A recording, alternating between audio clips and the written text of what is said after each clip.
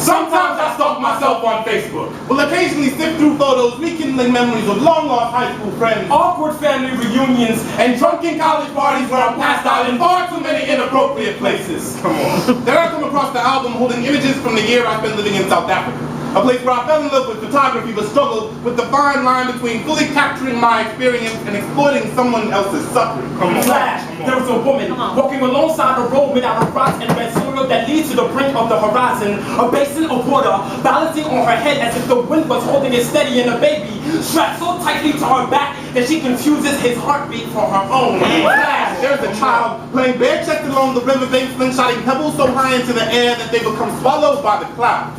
Sun rays shining down on skin the color of a 4:30 a.m. sky.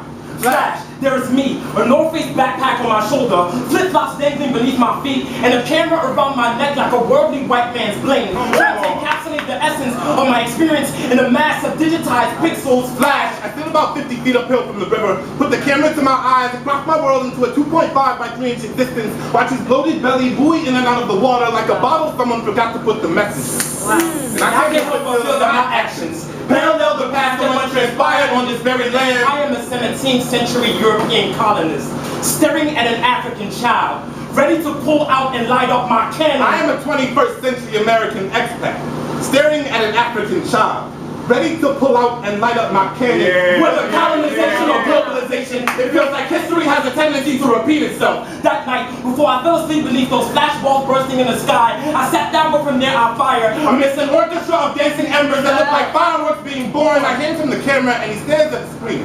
Ask me what I'm going to do with the photo. Ask when people see his pictures of us and help their family and they say I'm supposed to be objective, that I should resist the urge to become emotionally involved. But objectivity doesn't feed a hungry stomach. Pretending something's not there doesn't make it go away. And one rising his image on my Facebook page won't have him live beyond the life expectancy that's 1/3 of my own. This camera has been used for everything. Exploitation, liberation, oppression, revolution. The ecstasy in the eyes of a little girl when her father holds her in his arms. The fear on the face of a soldier right before the first time he pulls the trigger.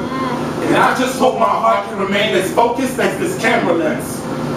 They say a picture's worth 1,000 words, but I wonder what happens to word 1001. Maybe it stays where it's taken, amid the pixels of a Facebook album. Caught somewhere between nostalgia and neglect, taken from the lens of a man, simply trying not to be blinded by the power of his flash.